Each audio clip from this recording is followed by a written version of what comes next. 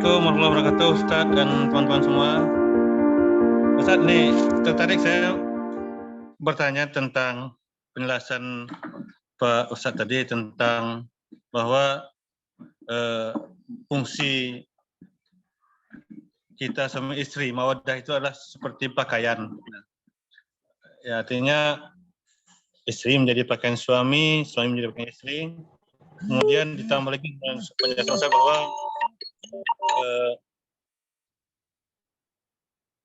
dari sekian banyak angka percayaan yang terjadi bahwa 7% itu adalah gugatan dari pihak perempuan.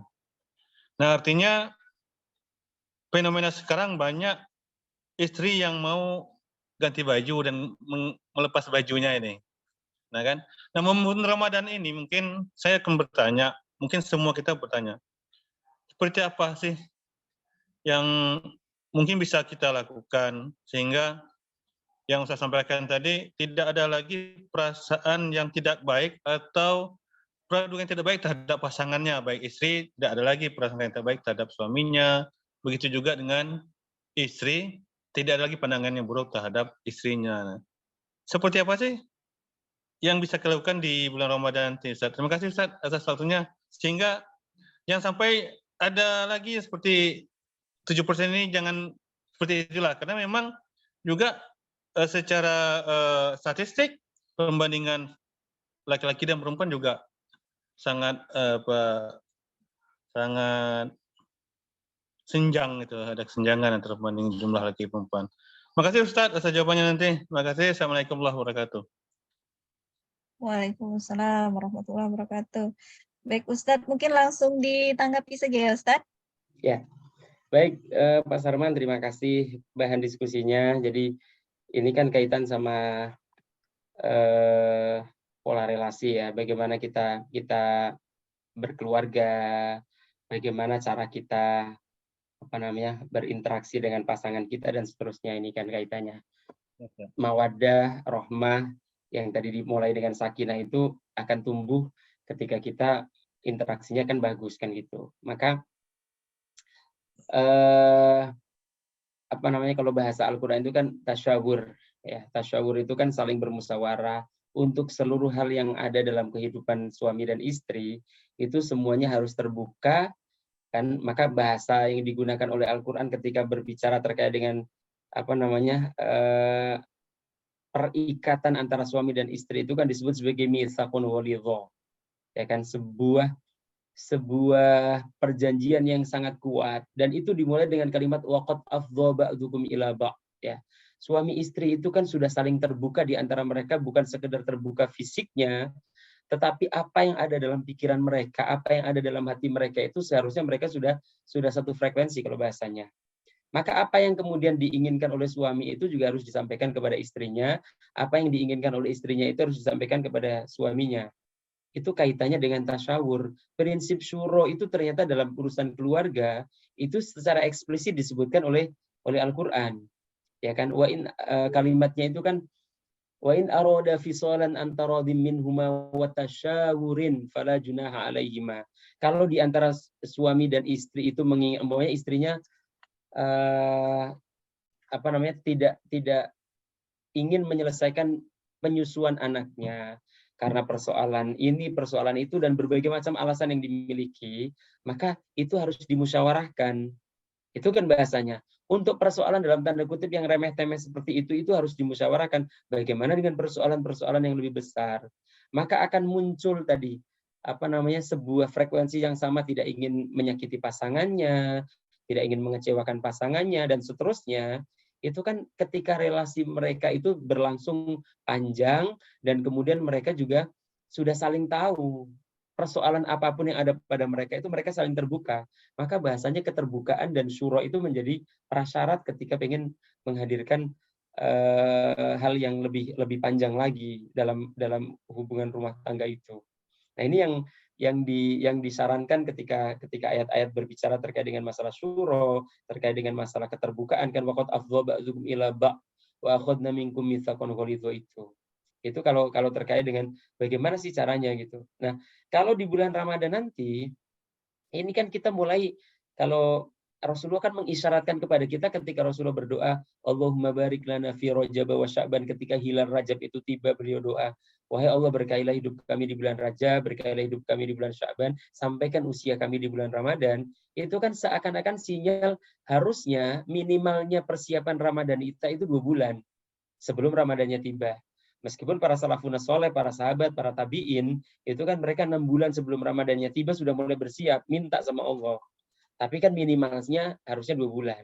Lah dalam rangka 2 bulan menjelang Ramadan, itu seluruh persiapan yang tadi sudah dijelaskan di slide-slide saya itu kan harusnya kita coba melangkah itu. Dan kemudian kita pikirkan nanti pada saat bulan Ramadan itu akan kita akan seperti apa ya. Kalau dua-duanya sibuk, maka kapan kita buka puasa bersama, kapan jadwalnya tarawih bersama di rumah, siapa yang kemudian saling menasehati, si suaminya pengennya begini, istrinya pengen begini, anaknya pengen begini, itu kan disampaikan di forum keluarga itu, ya kan? Terus kemudian sahur bersamanya seperti atau bahkan menunya itu akan seperti apa, nanti itikafnya di mana, seperti apa kondisi untuk itikaf itu dan seterusnya, nanti rayanya itu seperti apa, itu kan sudah menjadi bahan yang sudah harus mereka ini kan, dan itu kan bagian dari harmonisasi itu, ya kan? Kalau kita bicara indahnya Ramadan di rumah kita kan itu itu yang kemudian kita sudah rancang persiapan itu, dan itulah yang tadi akan menopang ketahanan keluarga apapun yang terjadi, ya kan? Karena nanti kalau kita bicara bagaimana caranya mawaddah dan rahmah itu kemudian bisa hadir dalam kehidupan rumah tangga, itu kan bukan simsalabim kemudian langsung mereka bisa ada mawaddah warahmah itu dalam kehidupan mereka, kan nggak begitu, tapi berproses. Bahkan kalau kemudian kita melihat bagaimana pendapatnya para ulama, itu prosesnya nggak simsalabim seperti yang mungkin sering dibayangkan, begitu gampangnya mereka sampai titik mawaddah warahmah itu kan. Kalau saya boleh mengelaborasi lebih lanjut bahasan ini, para pakar itu sampai mengatakan tahapan-tahapan yang harus ditempuh agar mawaddah, agar tadi suami istri itu sama-sama hatinya kosong dari kehendak buruk terhadap pasangannya. Kemudian mereka itu memiliki hati yang sama, kondisi psikologis yang tadi ketika melihat pasangannya itu kepayahan, mereka akan mengorbankan diri dan akan memberdayakan dirinya untuk membantu pasangannya. Itu bukan simsalabim. Setidak-tidaknya para pakar itu menyebutkan paling nggak harus ada 6 tahap yang harus mereka bangun, harus mereka lalui, ya kan? Pertama, tahapan bulan madu ketika baru menikah, ya kan? Ya, hidupnya romantis, penuh cinta, bunga-bunga, nggak ada problematika bahkan ketika bulan madu. Tapi kan itu nggak lama. Setelah itu kan muncul tanggung jawab segala macamnya. Maka tahapan yang kedua adalah adanya tahap gejolak. Nah, ini yang mungkin menjadi bahasan ketika para ulama mengkaji terkait dengan ini loh yang namanya sakinah itu. Karena yang namanya sakinah itu kalau dalam bahasa Arab itu semuanya artinya adalah as-sukun ba'dal ittirab, bukan as-sukun daim, bukan tenang selama-lamanya, bukan. Yang dimaksud sakinah itu adalah ketenangan setelah sebelumnya itu ada kegoncangan, ada ittirab. Kalau ibaratnya kita mau berangkat ke Lingga di musim utara, kan diombang-ambingkan oleh gelombang gitu. Nah, itu rumah tangga juga kayak gitu. Maka yang kedua itu namanya tahapan gejolak. Watak masing-masing itu sudah mulai nampak, terlihat. Kegonjangan di masing-masing itu sudah muncul. Muncullah penyesalan, kenapa saya milih itu, kenapa saya harus menikah dengan itu, dan seterusnya. Penyesalan itu kalau diperturutkan, ya hasilnya mereka tidak akan meneruskan rumah tangga mereka. Tapi kesadaran bahwasanya ini adalah sebuah tahapan, ini adalah sebuah sunatullah, kan gitu. Bahkan ini adalah sunnah Rasul, ini adalah gaya hidup Rasulullah yang tahapan itu harus dilalui. Sehingga mereka akan berpikir kalau kemudian berapa banyak orang yang kemudian masih mencari pasangan, berapa banyak yang kemudian mereka dan seterusnya, maka kemudian tahapan yang kedua gejolak ini akan mampu untuk segera mereka sudahi. Karena setelah itu kemudian akan muncul tahapan yang ketiga, mereka akan bernegosiasi. Ya kan? Mereka akan menimbang-nimbang kelebihan pasangannya apa, kekurangan mereka apa, masing-masing itu akan tadi berpikir keras terkait dengan kenapa harus begini. Dan akhirnya muncullah muncullah pikiran, saya membutuhkan dia sebagaimana dia membutuhkan saya. Sehingga muncullah kesediaan untuk menerima apa adanya. saling menghargai, saling membutuhkan gitu kan. Itu akhirnya akan muncul tadi. Negosiasi ini akan berakhir pada menerima apa adanya pasangan itu. Ya, itu tuh baru tahapan ketiga. Ada 6 tahapan, ya kan? Tahapan keempatnya namanya setelah negosiasi itu ada namanya integrasi. Ya kan? Semakin menguatnya rasa sayang mereka karena tadi mereka saling menghargai, udah mau menerima perbedaan masing-masing, bahkan kemudian menerima pasangannya itu apa adanya, kelebihan dan kekurangannya. Karena setiap kita menyadari bahwasanya kita ini nggak akan pernah kuat ketika tidak ada pasangan kita, ya kan, selemah apapun umpamanya pasangan kita, tapi dia memiliki kekuatan yang mampu menguatkan kita. Sebagaimana sekuat apapun kita, ternyata kita membutuhkan pasangan yang mungkin menurut kita lemah itu, gitu. Ya kan?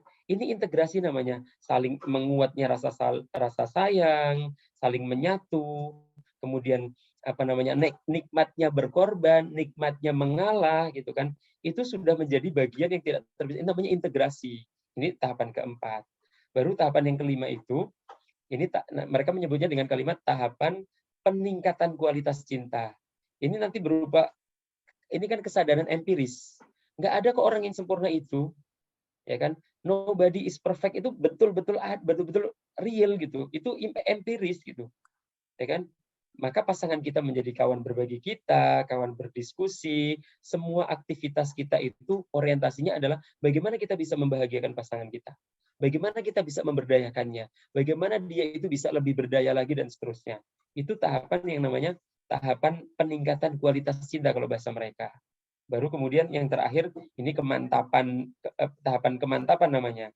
Nah, kalau kemantapan ini mereka diombang-ambingkan seperti arus gelombang angin utara, itu mereka udah nggak ini lagi, udah nggak kaget lagi, itu udah biasa, ya kan? Karena tadi ini sudah tahapan ke-6, tahapan di mana mereka itu sudah saling memahami, sudah saling percaya, dan bahasanya tadi hatinya itu kosong dari kehendak buruk itu.